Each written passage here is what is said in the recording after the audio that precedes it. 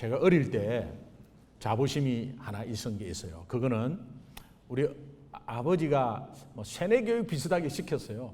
예, 초등학교 들어가지 않을 때부터 항상 너는 하면서 그게 이제 너는 안동김씨고 진사공파야.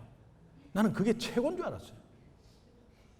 그래서 너는 양반이고 안동김씨고 진사공파야. 동네에서 아이들하고 뭐 딱지치기를 하든지 구슬치기를 하든지 하면은 뭐가 애가 다른 애가 내한테 뭐 이러면은 나 안동김씨야. 그리고 진사공파야. 이랬더니 아무 말도 못해요. 그래서 저는 진짜 그게 대단한 줄 알았어요. 그리고 나는 양반이라고 그러고. 그러니까는 걔네들은 뭐 아무것도 내세울 게 없으니까 가만히 있었어요. 예. 그때 뭐 나는 경주 최씨야 이러면 되는데 그걸 뭐 아이들이 안 와요. 그러니까 선명하게 나는 이야기하거든요. 나 안동김씨야. 그리고 진사공파야. 그 우리 친구들이 다 동네 친구들은 다 제가 안동김씨 진사공파 예, 다 알아요. 근데 알고 나중에 커서 보니까는 진사공파가 아니더만 사직공파예요. 그래서 우리 아버지가 또 잘못 가르쳐 줬어요. 고등학교 때 야 그거 잘못됐더라 하면서 이래가지고 또 이제 사직공파라네. 그래서 나는 진사공파에 굉장한 자부심이 있었거든요. 근데 또 바뀌어가지고 그런데 그것이 제가 어릴 때 조금 그 자부심으로 큰 한 부분에 속해요. 여러분 김두한 씨 아시죠? 김두한 씨. 그분은 원래 깡패였습니다. 그리고 거지였어요.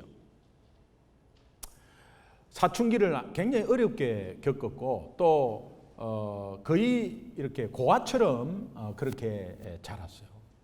그러니까 뭐 출처 자기의 뭐 어떤 선조 이런 것도 모르고 자랐어요. 그리고 좀 덩치도 있고 주먹도 있고 하니까 지금 같으면 뭐 조직폭력배 대장 정도 했겠죠. 그때 이 김두한 씨를 당할 자가 없었어요. 이제 그런 깡패로 살았단 말이에요. 근데 어느 날 그가 아버지에 대해서 듣습니다. 너희 아버지는 일제와 싸운 청산리 전투의 영웅 김좌진 장군이다. 그것을 듣고 본인이 직접 확인해 나선 결과 자기가 김좌진 장군의 아들이라는 사실을 알게 됐어요. 김좌진 장군이 일제에서 그렇게 하다가 이 가정을 잘 돌보지 못한 것 같아요. 옛날에 김구 선생님도 그랬고 이 독립운동 하시는 분들이 특별히 일제와 싸우던 애국자들이 가정을 돌보지를 못했어요. 그래서 개인은 완전히 그 가정은 희생을 엄청나게 당했어요. 여기에서 아마 김두한 씨가 어릴 때 좀 이렇게 뭐랄까 신경 쓰지 못하는 그런 상황에서 아마 자란 것 같아요. 그래서 아버지에 대해서 또 누가 이렇게 말을 해주지 못하고 그 어머니도 좀 그런 것 같아요.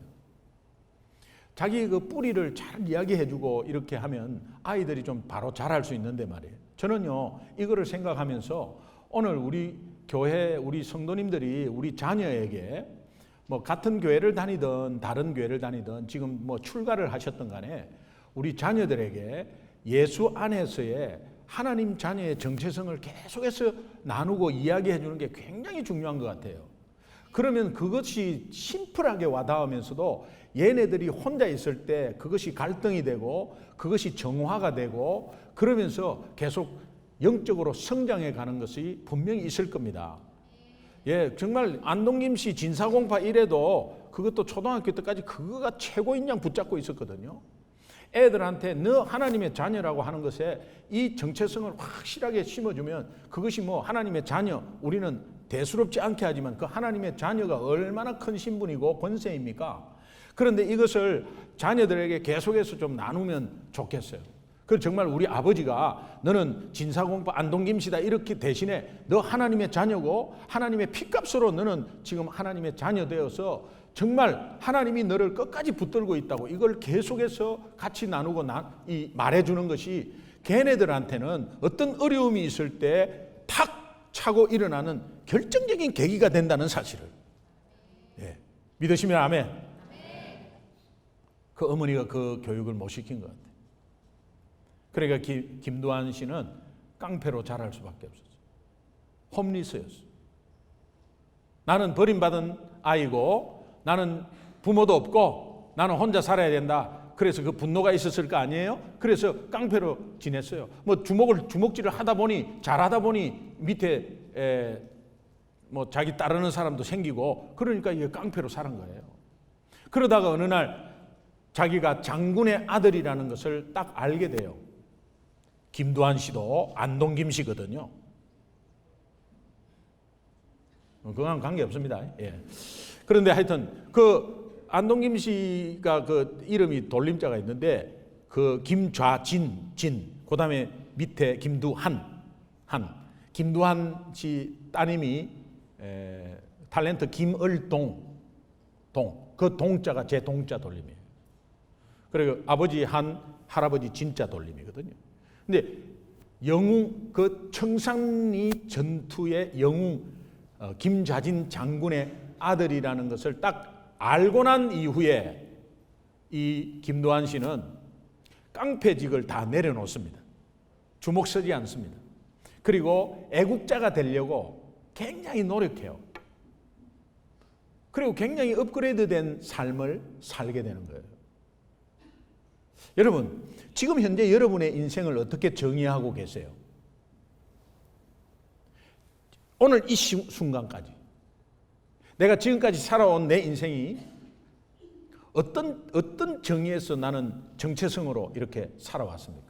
내 인생이 지금까지 실패가 많았다, 아무리 애를 써도 잘 안 된다, 내 인생이 실패의 인생이다 라고 생각하시는 분이 계세요? 아니면 나는 이만하면 성공했지, 그리고 남들이 부러워하지, 뭐 이만하면 됐지, 그리고 열심히 살았는데 뭐 이렇게 해서 정의해서 살아가고 있는지, 이것도 저것도 아니고 나는 뭐 그냥 되는 대로 살아가고 있는지. 여러분, 이 삶의 인생의 정의를 한다는 건 굉장히 중요한 거예요. 그런데 우리는 그것을 잘 안 하고 그냥 주어진 대로 막 이렇게 가거든요. 굉장히 그것이 중요해요. 내가 성공한 인생이냐, 실패한 인생이냐, 아니면 그 중간 인생이냐. 여러분, 만약에 여러분이 임종 때 하는 말은 내 인생에 압축한 말 아니에요. 그러면 내 인생에 임종을 맞이했다고 생각했을 때 여러분 한번 어떤 말을 해야 되는가 한번 생각해 보세요. 지금 내가 임종을 맞이했다. 여러분 어떤 말 하실래요? 아, 내가 참 어렵고 힘들었다. 그런데 주님을 계속 붙잡고 살아왔다. 이렇게 말할 것이에요? 아니면은 아무리 해도 안 되는 인생이었다. 너희들은 그렇지 않으면 좋겠다. 뭐 이렇게 하든지. 뭐 그런 마지막에 하는 말이 그분의 인생을 압축해서 나오는 말이거든요. 근데 이런 것이 선명하게 말할 줄 알아야 돼요. 자, 오늘 여러분이 마지막 인생이라면 여러분 인생을 한번 스크린 해보세요.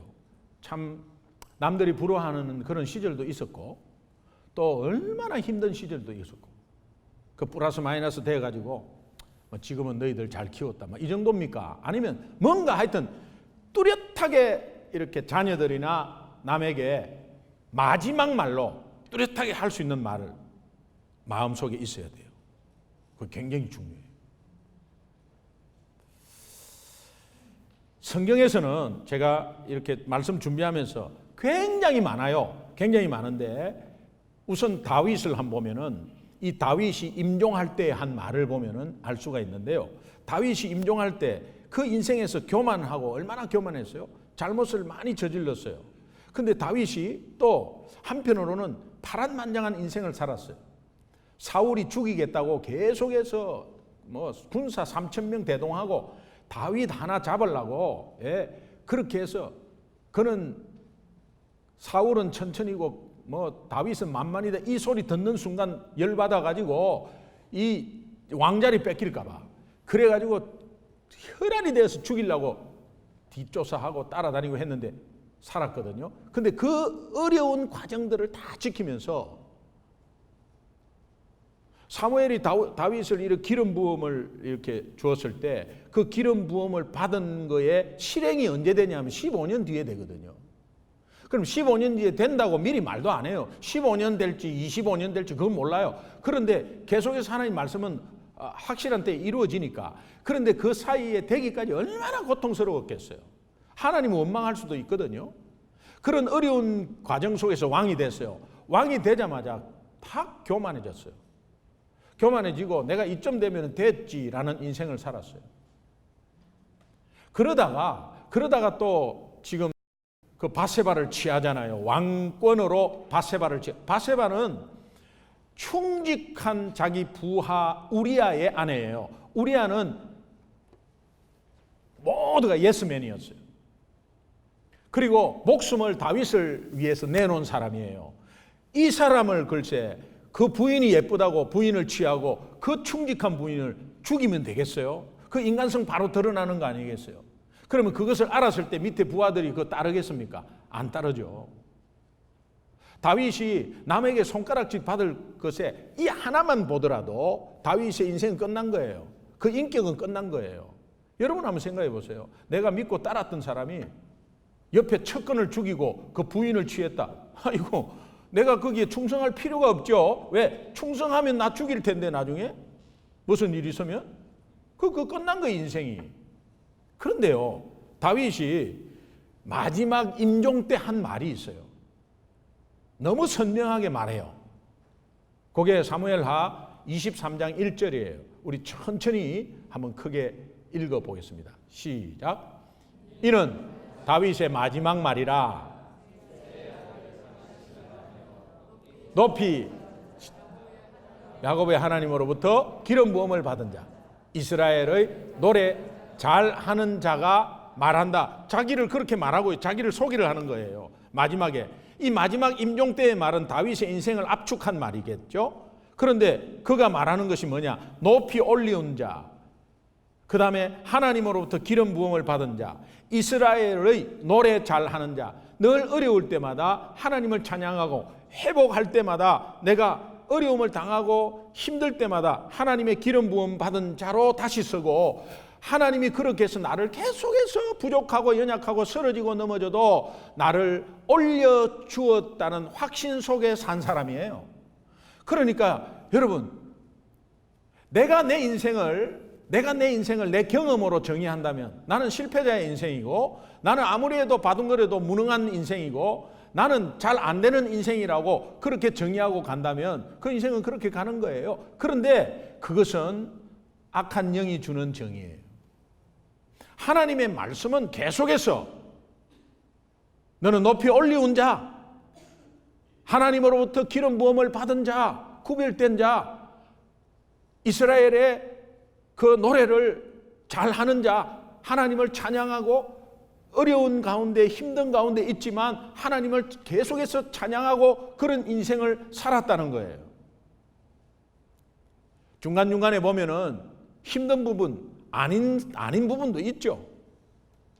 그런데 여러분 인생을 한번 돌아보면 아닌 것도 있고 욕심 부린 적도 있고 뭐 여러 가지 상황이 있겠죠. 그런데 그 상황 가운데서 꾸준히 내가 붙잡은 것이 뭐냐? 나는 하나님의 자녀고 택하신 백성이고 택한 백성이고 그의 소유된 백성이면서 그의 선택된 자로서 하나님의 자녀이고 그가 늘 나를 올려줬고 그가 나를 기름 부음 받아줬고 기름 부음을 주었고 또 그로 인해서 내가 계속해서 찬양한 인생이 되었다고 마지막 유언 때 그렇게 말할 수 있겠냐 말이에요.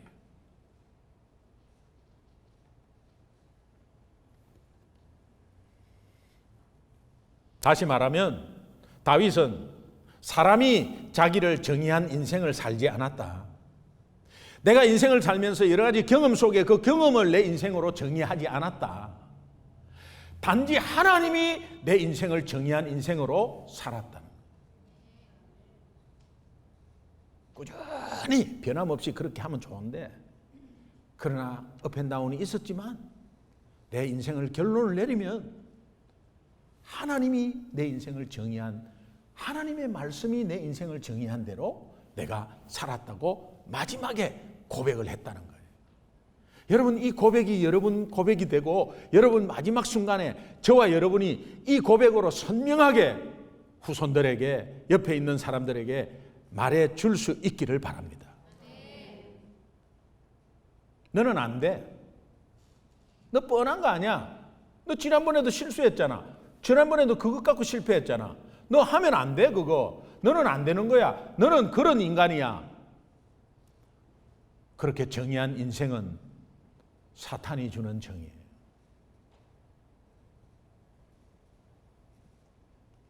다윗은 그의 정체성을 이렇게 삼는 날부터 해같이 밝은 인생이 되었다고 고백합니다. 4절을 한번 같이 읽겠습니다. 사무엘하 23장 4절입니다. 같이 시작. 그는 돋는 해의 아침 해 같고 구름 없는 아침.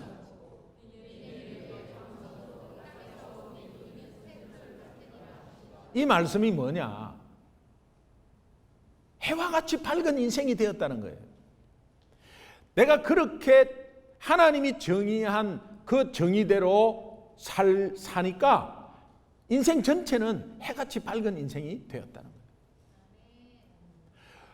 김두한 씨가 거지 깡패로 살다가 장군의 아들로 자기가 정체성이 딱 바뀐 그 정의부터 시작해서 그는 모든 것을 끊고 애국자로 가려고 하는 인생이 바뀐 것처럼 내가 내 인생의 정의를 다시 한번 하나님이 하신 정의로 바꿀 때에 내 정체성은 확연해지고 달라지고 결국은 내 인생 전체는 해같이 밝은 인생이 될 줄로 믿습니다. 찰스 스윈돌이라는 목사님이 이런 말씀을 하셨어요. 우리 인생에서 삶의 태도는 굉장히 중요하다. 왜냐하면 그 삶의 태도가 한 개인의 미래를 바꾸기 때문이다. 삶의 태도가 미래를 바꾼다는 거예요. 그런데 이 삶의 태도를 결정짓는 것은 그가 자신을 어떻게 정의하고 있는가에 달려있다. 내 인생이 내가 어떻게 정의되는 거에 따라서 내 삶의 태도가 달라지고 그 삶의 태도가 내 인생을 결정하고 내 미래를 결정한다는 것입니다. 여러분, 지금까지 어떤 정의로 살아왔어요? 그리고 지금 여러분은 어떤 인생이 되었습니까? 우리 인생은 내 생각대로 안 돼요. 내 계획대로 안 돼요. 그러나 계획 잡고 비전 세우는 것은 너무 중요하죠. 근데 내 인생대로 안 돼요. 내 생각대로 안 됩니다. 그런 가운데서 정말 내 삶의 태도가 어디에서, 내 삶의 태도가 내 인생에 대한 내 인생의 정의로 내 인생 경험에 대해서 내 인생 정의를 내린다면 그 정의가 계속 바뀔 거예요. 근데 하나님이 우리에게 우리 인생의 정의를 내려준 것은 변치 않습니다. 우리가 연약하고 부족하고 넘어지고 쓰러져도 항상 하나님은 변치 않게 약속하는 게 있어요. 그게 뭐냐? 내가 너와 함께 하겠다. 내가 부족해도 하나님이 함께 하시면 하나님의 주권으로 하나님의 인도로 가는 것이고, 내가 아무것도 몰라도 하나님이 함께 하시면 하나님의 지혜가 내 지혜가 되는 것이고, 내가 소유가 없더라도 하나님이 함께 하시면 하나님의 모든 것이 내 것이 되는 것이고, 그게 내한테 확실하게 와야 되는 거예요. 제가 왜 이 사람이 정한 인생의 정의나 뭐 세상이 정한 인생의 정의를 왜 사탄의 속삭임이다 이렇게 말하냐 하면, 마태복음 4장 3절에 보면은 마귀가 예수님에게 와서 이렇게 말합니다. 네가 정말 하나님의 아들이거든 이 돌들이 떡덩이가 되게 하라. 여러분, 돌이 엄청나게 쌓여 있는데 이것이 다 떡으로 만든다는 것은 능력 중에 능력이죠. 그럼 사탄이 뭘 말하느냐 하면은 능력이 네 정체성을 정하는 것이다. 능력이 네 정체성을 정하는데 이것을 바꾸게 되면 너는 하나님의 아들이라는 거예요. 여러분, 이거는 세상이 하는 거 아니에요? 네가 얼마나 가졌느냐에 따라 내가 너를 정의하겠다. 아, 너 성공했구나. 너 얼마나 좋은 차를 가지고 있느냐? 아, 이거 성공한 인생이구나, 이 사람. 네 과거의 업적이 어느 정도 됐느냐에 따라서 네 스펙이 어느 정도에 따라서 내가 너를 인정하고 내가 너를 세우겠다. 내가 너 인생이 성공한 인생이구만. 이렇게 정의하겠다. 이게 사탄의 정의다 말이에요. 사탄이 감히 예수님에게 와가지고 돌들이 떡덩이가 되는 능력이 있으면 하나님의 아들이라고 정의하겠다는 거예요. 능력이 있고 없고에 정의되는 인생, 세상이 하는 인생, 세상이 정의하는 인생, 사탄이 정의하는 인생이다 이 말이에요.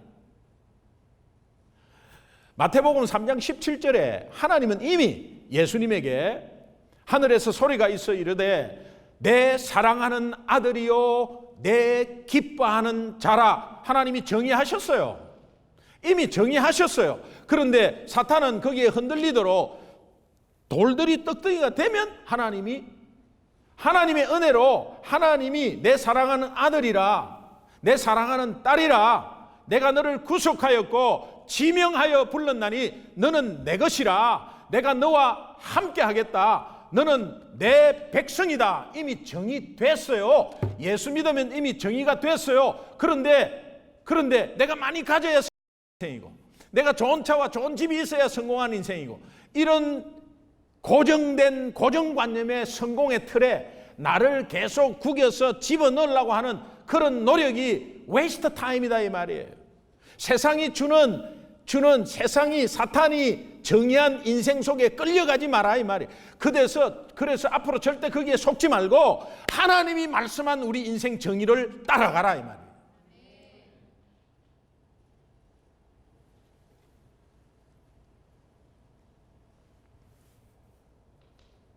로버트 채플린이 쓴 나와 마주서는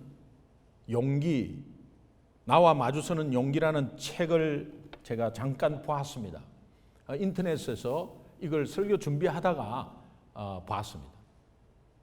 책을 구입해서 사갖고 읽은 것은 아닌데 거기에 요약하고 그 다음에 제가 아이북으로 이렇게 어느 정도 구입해가지고 읽었습니다. 그 내용이 굉장히 방대한데 그 내용에 질문 하나가 제 마음을 콱 때렸어요. 그게 뭐냐니까 어째서 우리는 종종 다른 사람들을 따라하고 비교하면서 따라하는 거예요? 따라하고 틀에 박힌 성공의 정의 속에 자신을 구겨 넣으려고 하는가? 우리 부모들이 자식에 대한 것, 성공은 이런 것이야. 이렇게 해야 너 성공하니까 열심히 해라. 또 열심히 액티비티 뭐 이런 거 다 열심히 하는 거 그거 성공하기 위해서야. 그러나 여러분 그렇게 말해주는 시간보다도 너 하나님의 자녀고 어떠한 일이 있어도 하나님이 너와 함께하고 또 어떠한 어려움이 있어도 엄마 아빠가 뒤에서 기도한다. 이것을 한 80% 90% 포션으로 말해줘야 되는데 너는 이렇게 해야 돼. 이렇게 하고 이런 숙제는 이렇게 하고 학교 이렇게 계속. 그거는 뭡니까? 세상이 정의한 성공의 틀에 우리가 꾸겨서 우리 새끼들을 꾸겨서 맞춰서 막 밀어넣고 있는 거예요. 여러분 공부를 못해도 뭐 K-팝에 좀 막 빠져가지고 막 이렇게 해도 그거 어떻습니까? 예? 여러분은 이런 거 출 줄 알아요? 이런 거?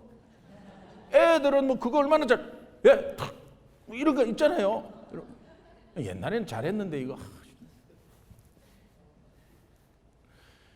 이런 거를 그런 거는 쓸데없는 것이다 말이에요. 우리 때는요 그 딴따라라고 아주 무시했는데 앞에 뭐가 들어가냐면은 개가 들어가요. 무시해서요. 그래갖고 아무것도 못해서 쓰잘데가 없다고. 그런데 그 사람이 거기에서 은사를 받아가지고 얼마나 하나님 일에 사용하는 것도 얼마나 많이 보는지 몰라요. 세상의 성공의 고정적인 그 틀 안에 내 새끼들을 아니면 내 인생을 꾸겨갖고 거기에 맞추려고 하는데 됩니까? 상황이 안 되고 배경도 안 되고 아무것도 안 되는 여건 하에서 그걸 하려고 하니 돼요. 그러니 그 목표대로 하니까 안 되는 거지. 그러니까 너무 해도 안 되는 거지. 나는 안 되는 거지 그냥. 안 되는 인생이지 그냥. 예수 믿으면서 그렇게 살면 큰일 나요.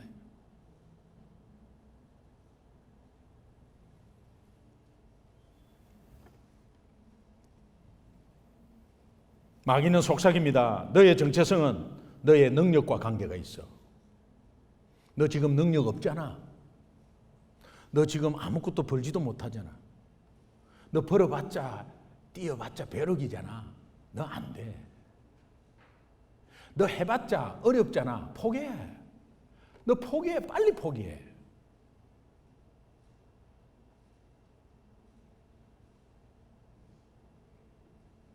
그 인생으로 살면 그냥 그 인생으로 살게 되는 거예요. 근데 왜 우리는 사람이 정해준 인생의 정의 속에서 살아야 하죠? 하나님의 자녀인데. 분명히 하나님은 우리에게 말씀으로 우리의 인생을 정의하고 그 정의의 기본을 우리에게 주셨는데 그것을 무시해버리고 왜 세상 따라가느냐 이 말이에요. 그거는 사탄의 속임수다. 마태복음 4장을 통해서 우리는 알 수 있어요. 근데 예수님마저도 거기에 어떻게 대처하냐 하면 이 돌들이 떡덩이가 되면 너는 하나님의 자녀라고 그렇게 말하는 속삭임의 사탄의 소리에 예수님은 하나님이시지 않습니까? 바로 이야기해도 되는데 기록하였으되 내 인생은 하나님이 말씀한 인생이 내 인생의 정의다. 하나님이 내 인생을 정의하셨다. 기록하였으되 네가 말하는 능력이 최고라고 내 인생을 정의하는 게 아니고 세상과 사탄이 정의한 인생이 아니라 사람들이 정의한 인생이 아니라 하나님이 정의한 인생 기록하였으되 사람이 떡으로만 사는 것이 아니요 하나님의 입에서 나오는 말씀으로 사는 것이 내 정체성이야. 그리고 하나님이 나와 함께 있어.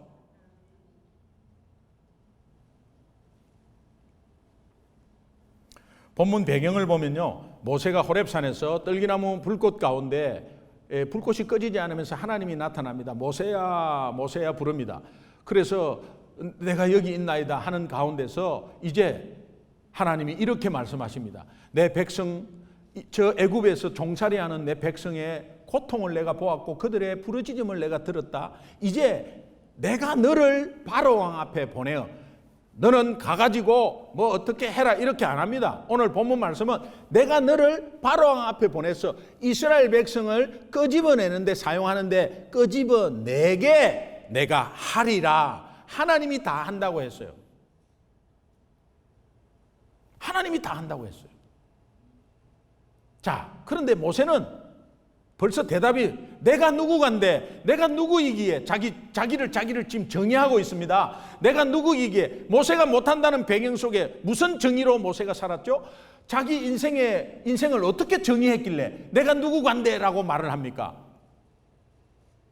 40년 전에 살인하고 나온 도망자예요. 자기 인생 정의하는 겁니다. 도망자, 살인자. 처가살이 아무것도 가지고 있지 않는 처가살이 목동. 40년, 나이 80, 아무것도 못하는 나이.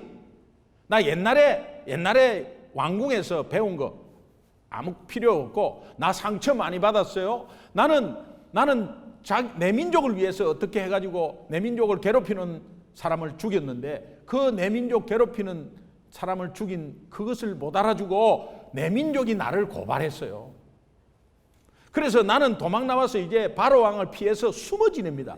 40년 동안에 숨어 지낸 이 아무것도 없는 광야에서 새로 시작할 게 뭐가 있습니까? 내한테 뭐 물려받은 게 있습니까? 나 아무것도 없이 나왔는데 뭐 부모의 재산이 있습니까? 뭐가 있습니까? 그냥 홀홀 단시로 와서 의지할 데 없어서 처가살이하고 또 할 일이 없어서 장인 이더로의 양을 치고 있는 내 인생의 정의가 이렇는데 내가 누구간데 바로왕 앞에 간단 말입니까? 말도 안 되는 소리입니다. 그때 하나님이 정의합니다. 내가 너와 함께 있겠다. 내가 반드시 너와 함께 있겠다. 내가 없어도 살인자라도 아니 어떤 잘못을 지었어도 하나님이 함께하는 인생은 용서받은 인생이요. 내가 아무 능력이 없고 어디 거처할 데도 없는 아무것도 없는 아주 빈 털터리 중에 털터리라도 하나님이 함께 있으면 그 능력이 내 능력이요 하나님의 능력이 내 능력이요 하나님이 가지고 있는 것이 내 것이요 하나님이 가는 곳마다 열리는 인생이 될 줄로 믿습니다. 여러분, 이게 하나님이 나와 함께 있다. 이거요, 한두 번 들었어요? 근데 왜 적용 안 하시죠? 왜 우리 인생에 적용이 안 되는 거죠? 왜 아이들에게 이것을 나누지 못하는 거죠?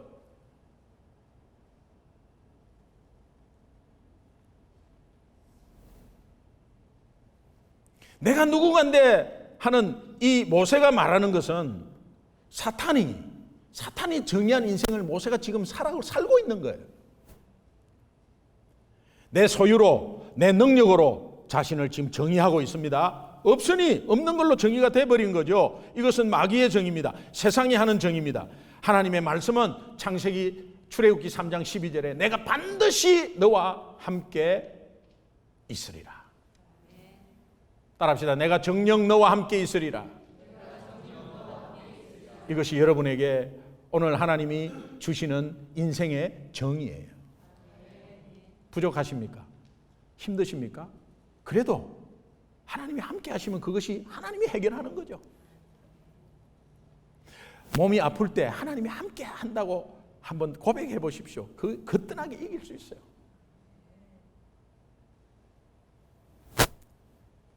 우리가 이민생활을 하면서 나의 실패와 성공을 어떤 기준으로 평가하고 있다면 내가 이민 와서 실패했다. 그래서 나는 안 된다.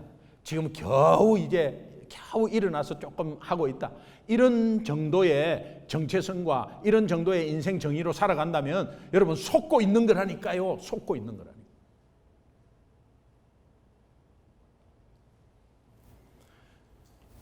성경에서 하나님의 사람 중에 한때 마귀의 정의에 속았던 사람들을 제가 많이 찾아냈어요. 찾아내 보니까 너무 많아서 그래서 이제 7개를 찾아냈어요. 근데 어제 저녁에 제가 과감히 5개를 없앴어요. 설교 시간이 또 길어질까 봐 5개 없앴어요. 근데 남아있는 2사람인데 한 사람이 제가 집중을 한 봤어요. 그게 바로 기드온이에요.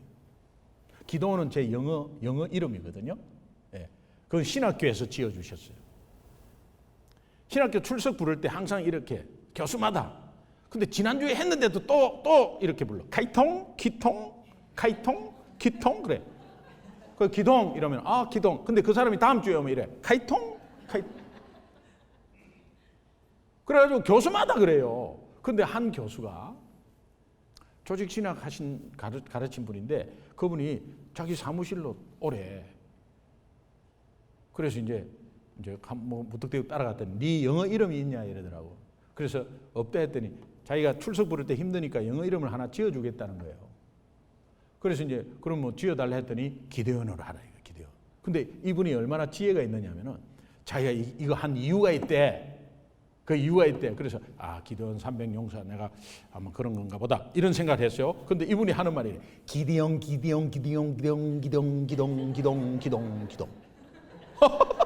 미국 사람이 기드온 어떻냐는 거야. 제 이름이 기드온이에요. 그 사람이 그렇게 막 빨리 하더니 기드온. 그래서 이 기드온을 제가 오늘 하나님의 사자가 기드온에게 나타나서 이 사사가 되라는 말을 들었을 때 이 기드온이 사사에게 하는 말이 있습니다. 나는 내 집은 므낫세 중에 극히 작은 집이고 극히 작고 극히 약하고 나는 내 아비 집에서 제일 작은 자인데 내가 어떻게 사사가 되느냐. 나는 못한다고. 나는 최고 약한 가문 속에 그 가문에서도 최고 힘이 없는 사람인데 우리 아버지가 물려준 게 있나? 우리 어머니가 다른 사람들은 조금 물려받아갖고 아파트라도 한 채 물려준 게 있나? 아무것도 없고 아무것도 없는 상황 가운데서도 또 거기에서 또 그냥 최고 못한 사람이다. 내가 어떻게 사사가 되느냐? 기드온이 사탄에게 속고 있는 거죠. 그때 하나님이 이렇게 굉장히 심플하게 이야기합니다. 기드온, 너는 큰 용사다. 큰 용사여. 왜? 네가 왜 큰 용사냐? 내가 너와 함께 하겠다. 너는 큰 용사야. 내가 너와 함께 하겠다. That's it. 오늘 여러분 무엇으로 못합니까? 힘듭니까? 아니면 외롭습니까? 아니면 허합니까? 아니면 허무합니까? 그래도 좋아요. 그러나 하나님이 여러분들에게 이 말씀을 하여 그래도 상관이 없습니다. 어떤 상황이 상관이 없습니다. 여러분은 큰 용사요. 왜? 내가 어떻게 큰 용사가 되죠? 하나님이 함께 하시니까. 저는 큰 목사예요. 싫구나. 저는 큰 목사예요. 하나님이 저와 함께 하니까. 여러분은 큰 성도들이에요. 하나님이 여러분과 함께 하니까. 비교하지 말고 세상의 성공의 그 틀에 박힌 틀에 여러분 자신을 구겨 넣지 마세요.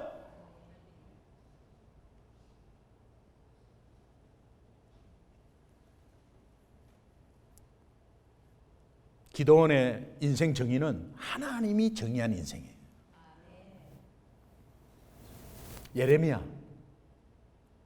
예레미야 선지자로 부름받을 때 나는 어린아이 같고 나 말 하나도 못하는데 내가 하나님의 말씀을 받아서 말을 전해야 되는데 나 말 못하고 아무것도 못하고 나는 어린아이 같다고.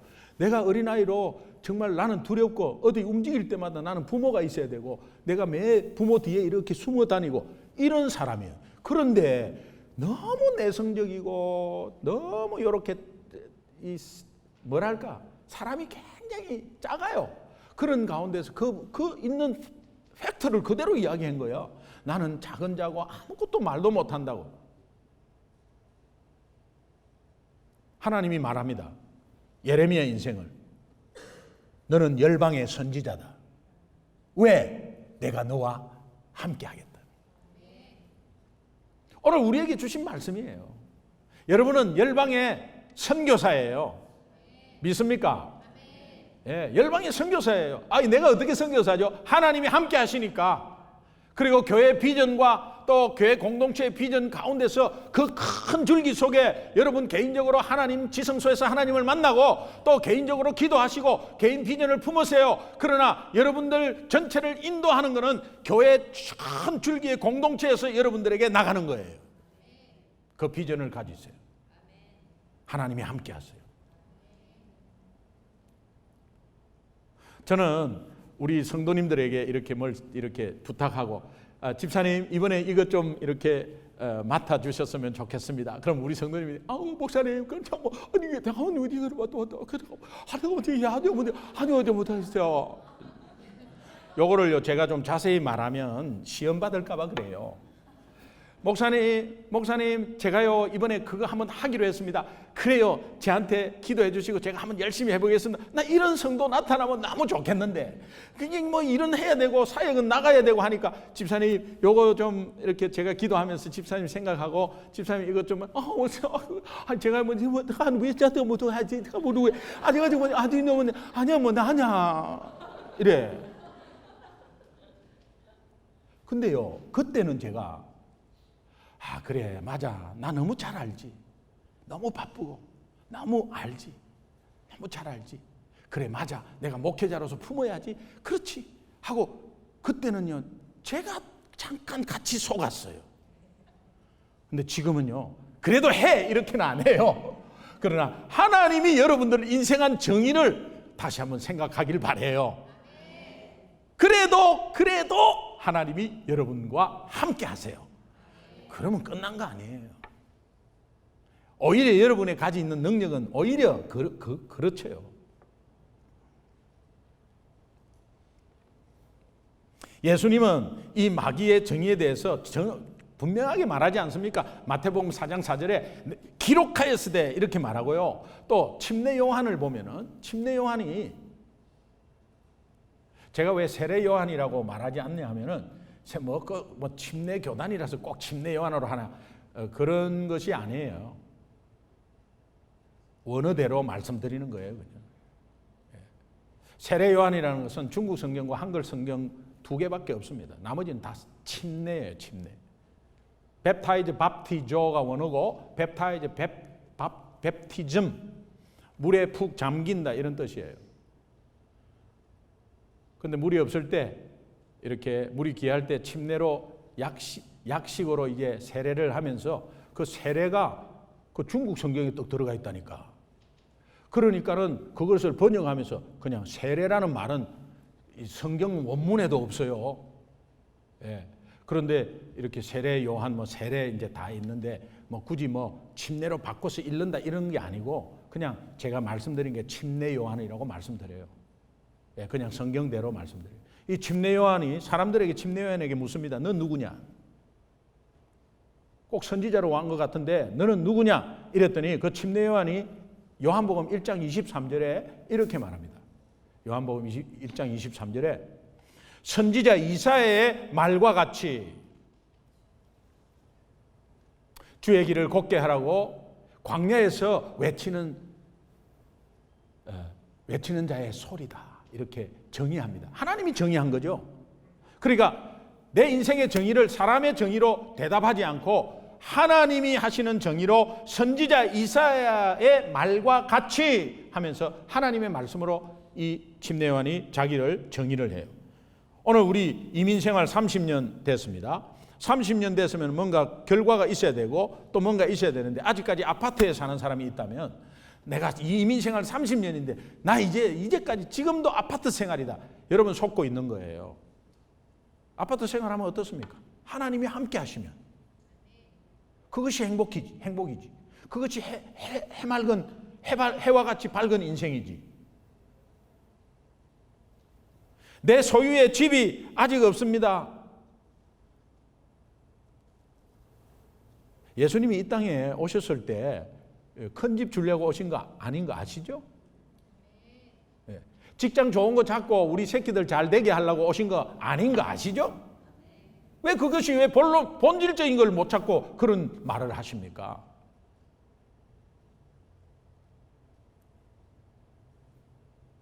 우리는 오직 예수 십자가 때문에 구속받아서 택함받은 하나님의 백성이에요. 예수 십자가 때문에 오늘 여기에 앉아 있는 거예요. 믿습니까?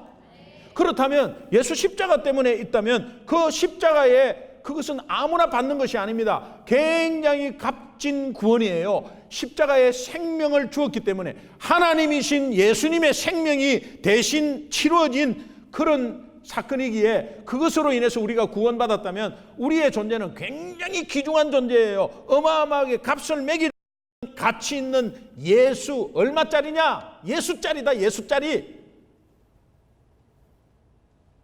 옆 사람하고 한번 인사하세요. 당신은 예수짜리군요.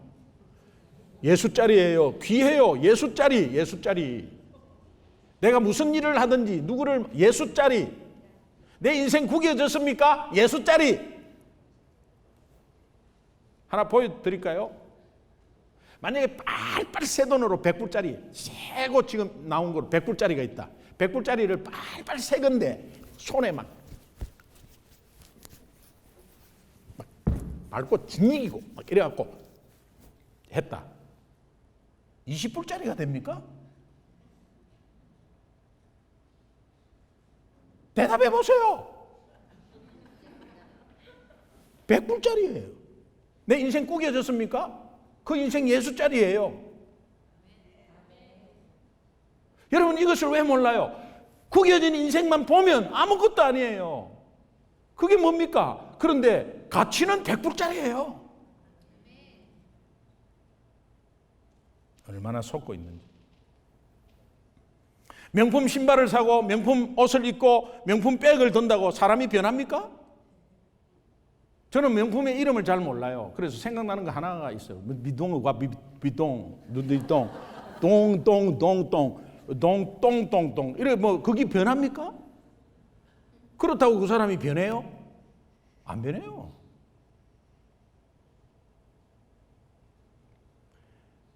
옷을 비싸게 입어서 변하는 게 아니라 옷걸이가 좋아야 되는 거지. 그렇잖아요. 저는 뭐 개인적으로 비싼 옷이 진짜 없어요.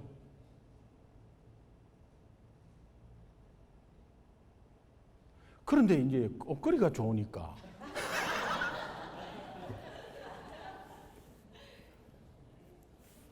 그 옷걸이가 예수 하나님의 자녀 옷걸이다 이 말이에요. 여러분 그게 중요한 거지. 뭘 그런 게 뭐 주위에 갖춘 게 뭐가 중요해요. 그 가운데서 핵심이 예수 믿는 하나님의 자녀인데 내가 무슨 차를 타느냐, 무슨 옷을 입느냐, 어떤 집에 사느냐, 이 기준은 마귀가 내린 기준이라니까요. 능력으로 평가되는 인생. 하나님의 말씀하시는 우리 인생의 정의는 어떤 상황이든 어떤 문제가 가로막았든 너는 하나님의 자녀고 내가 너와 함께하는 인생의 정의. 제가요 힘들면 찾는 말씀 하나가 있는데 여러분 참고로 한번 같이 담임 목사가 그걸 즐겨 찾으면 여러분도 찾으면 아마 도움될 거예요. 빌립보서 3장 12절 계속 저는 자주 읽거든요. 힘들 때마다 빌립보서 3장 12절 같이 한번 읽어보겠습니다. 시작. 내가 이미 얻었다 함도 아니요 온전히 이루었다 함도 아니라 오직 내가 예수께 잡힌 바 된 그것을 잡으려고 쫓아가노라. 여러분 내가 이미 얻었다 함도 목회 막 열심히 하고 행복했다고 그게 얻은 것이냐? 아닙니다. 이미 온전히 이루었다. 아니 큰 교회 대형 교회 담임 목사 아니면 큰 교회 짓고 그것만 이루었다고 이미 그거 아니에요. 이루었다는 것도 아니에요.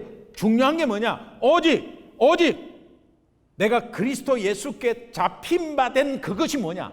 잡힌 바 된 그것, 내가 예수께 내 인생이 잡힌 바 된 그것은 하나님의 자녀로서 하나님이 함께 하시는 인생. 그것이 잡힌 바 된 인생. 그거 계속 묵상하셔. 이 직업의 기천이 어디 있어요? 그러나 그 어느 직업 속에서도 내가 잡힌 바 되었다. 그것을 쫓아가면 여러분은 해와 같이 밝은 인생 될 줄로 믿습니다. 욥기 23장 8절에서 10절 한 번만 마지막으로 읽겠습니다. 욥기 23장 8절에서 10절 같이 읽습니다. 8절부터 시작. 내가 앞으로 가도 그가 안 계시고 뒤로 가도 보이지 아니하며 그가 왼편에서 일하시나 내가 만날 수 없고 그가 오른편으로 돌이키시니 배울 수 없구나. 그러나 내가 가는 길을 오직 그가 아시나니 그가 나를 단련하신 후에 내가 정금같이 나와. 내 하나님 만나고 싶어도 잘 만나 뵐 수도 없고 또 하나님이 어디 계신지 하나님이 함께 계시다고 하는데 나 잘 몰라요. 그리고 내가 힘들고 어려울 때 하나님이 안 계신 것 같고 아니 늘 계신다고 말씀은 있지만은 안 계신 거 내 삶은 동떨어져 있는 것 같고 그래도 그가 나의 가는 길을 아신다는 거예요. 아시니 그가 함께 있으니 우리를 그 어려운 과정 속에서 우리를 계속해서 훈련시켜서 하나님의 선한 방법으로 우리를 세우셔서 나중에 순수한 금같이 하나님 나라의 일꾼으로 사용하겠다는 거예요. 여러분 다 그렇게 사용되시기를 주님의 이름으로 축원합니다. 이제부터 소유와 능력과 업적으로 나를 정의하는 마귀의 정의에 절대 속지 말기. 넉넉하지 않아도 나의 업적이 없고 내 능력이 모자라더라도 당신의 독생자 아들까지 생명을 십자가에 내어주신 그 하나님께서 이렇게 말씀하십니다. 내가 너를 구속하였고 지명하여 불렀나니 너는 내 것이다. 너는 내 딸이고 내 아들이다. 내가 너와 반드시 함께 하겠다. 이 규정된 이 정의된 인생 속에 살아가실 때에 여러분은 해와 같이 밝은 인생 될 줄로 믿습니다. 기도하겠습니다. 우리 합심해서 한번 기도해요. 여러분 지금까지 어떤 인생의 정의로 살았습니까? 세상이 주는 틀에 박힌 성공의 인생 속에 나를 그냥 계속 거기에 구겨 넣고 있습니까? 아니면 우리 자녀들에게 그렇게 가르치고 있나요? 오늘 여러분 말씀 듣는 가정 속에 그렇다. 하나님이 나 인생을 정의하는 인생. 사람이 정의하는 인생이 아니라 하나님이 정의하는 인생 살아야지. 그 결단 속에 여러분 함께 기도했으면 좋겠어요. 우리 합심해서 한번 말씀 듣고 또 거기에 결단에 기도하겠는데 내 기도 소리가 한번 귀에 들릴 수 있도록 그렇게 기도했으면 좋겠습니다. 우리 기도하겠습니다.